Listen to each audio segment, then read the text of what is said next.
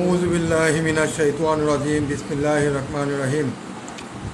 আজকে দেশ বিদেশ যে যেখানে আছেন, আজকে দেশ একটি মহা সংকটময় অবস্থায় আছেন। আজকে দেশ জাতিকে এখান থেকে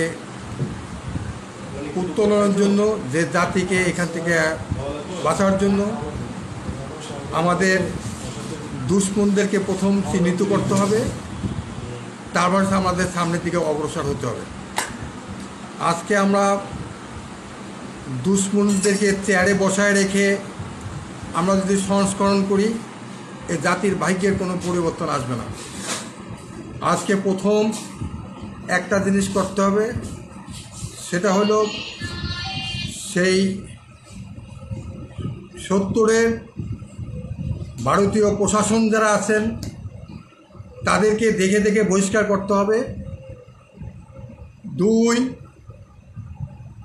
এদেশে যে প্যারামিলিটারিদের আছে, এই প্যারামিলিটারি পুলিশের ভিতরে, আনসারের ভিতরে, বিডিআরের ভিতরে, প্লাস একের পরে এক যে নাটক করতেছে প্যারামিলিটারি, এটাকে চিহ্নিত করতে হবে।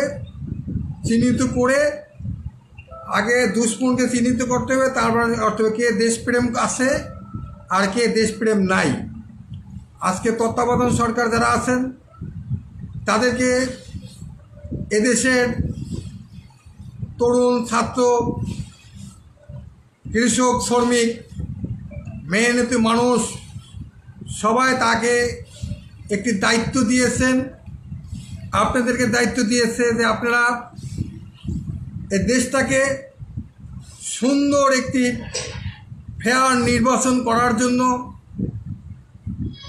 নির্বাচন কমিশনার থেকে আরম্ভ করে ওয়ার্ডের কমিশন পর্যন্ত, ওয়ার্ডের দায়িত্বশীল পর্যন্ত সমস্ত জায়গায় আপনাদের একটা সৎ যোগ্য ব্যক্তিদেরকে বসায়ে যেভাবে সারা বাংলার জনগণ তাদের অধিকার আদায় করতে পারে।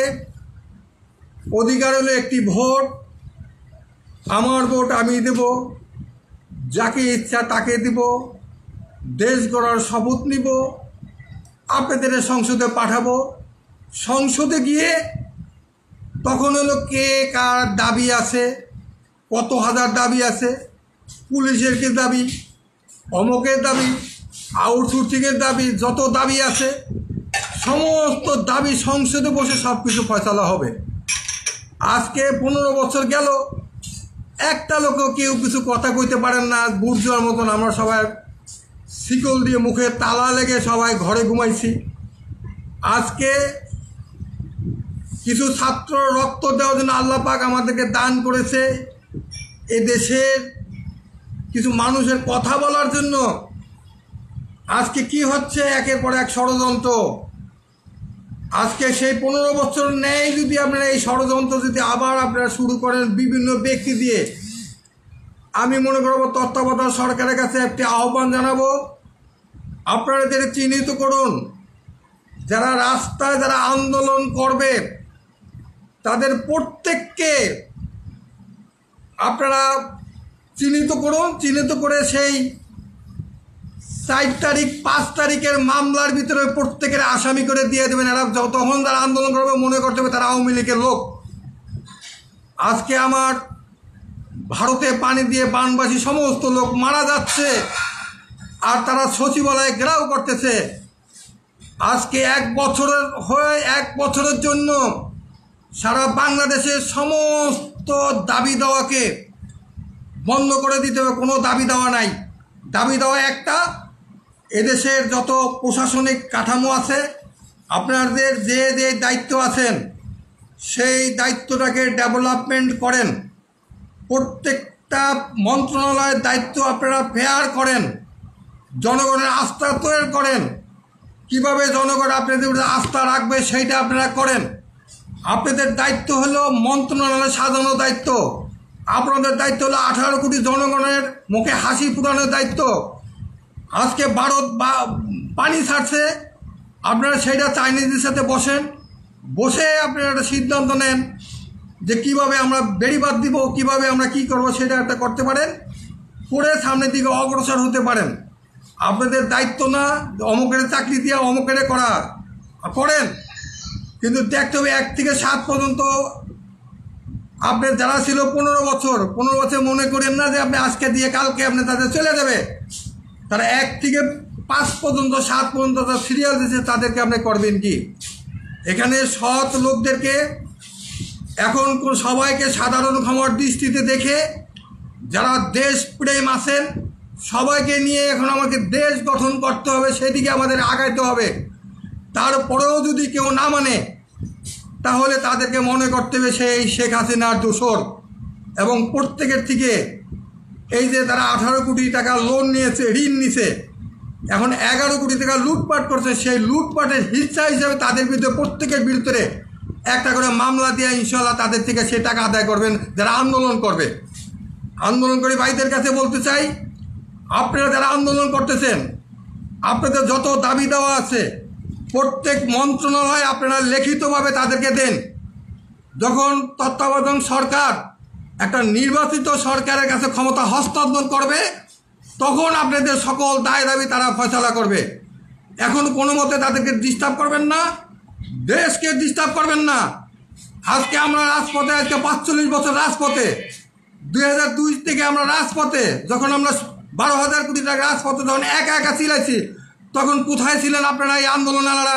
কেউ তো আমাদের পাশে ছিলেন না, কেউ তো এখানে রাস্তায় ছিলেন না।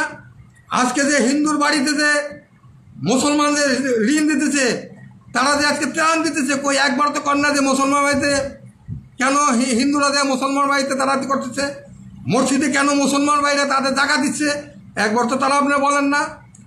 আজকে 1,000-1,500 লোকের হত্যা করছেন, আর আজকে আপনার পশ্চিম বাংলার প্রত্যেকটা মিডিয়া আজকে বাংলাদেশকে, নিরীহ বাংলাদেশকে আপনারা খালি শুধু একটা তুলছেন, মৌলবাদ, হরকাত, এদেশের হিন্দুদেরকে মারতেছে, কাটতেছে।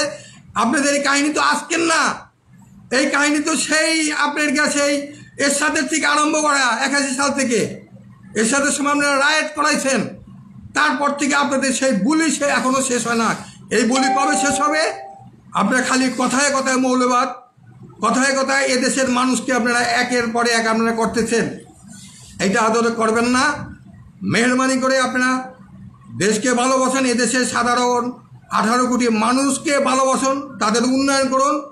সরকারকে আর একটা কথা আমি বলবো, সেটা হলো আপনারা জরুরি ভিত্তিতে যদি আপনারা আমার এই কথাটুকু শোনেন, আজকে সারা বাংলাদেশে পানিতে যে সমস্ত তলায় যাচ্ছে, সারা বাংলাদেশে নিরীহ লোক 18 কোটি জনগণের জন্য ওপেন ট্যাক্স ফ্রি খাদ্য আমদানি করার জন্য, সবাইকে ট্যাক্স ফ্রির জন্য, এবং ব্যাংকে আপনারা বলে দেন ট্যাক্স ফ্রি খাদ্য আসবে বাংলাদেশে।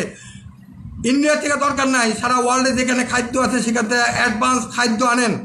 আর যদি খাদ্য না আনেন সেই 74-এর মতন আবার আপনাদের কাছে সেই গ্রাম চলে আসবে, 74-এর দুর্ভিক্ষ। এদিকে আপনারা দৃষ্টি রাখুন। তত্ত্বাবধায়ক যারা আছেন তারা চক্ষু কান খোলা রাখেন।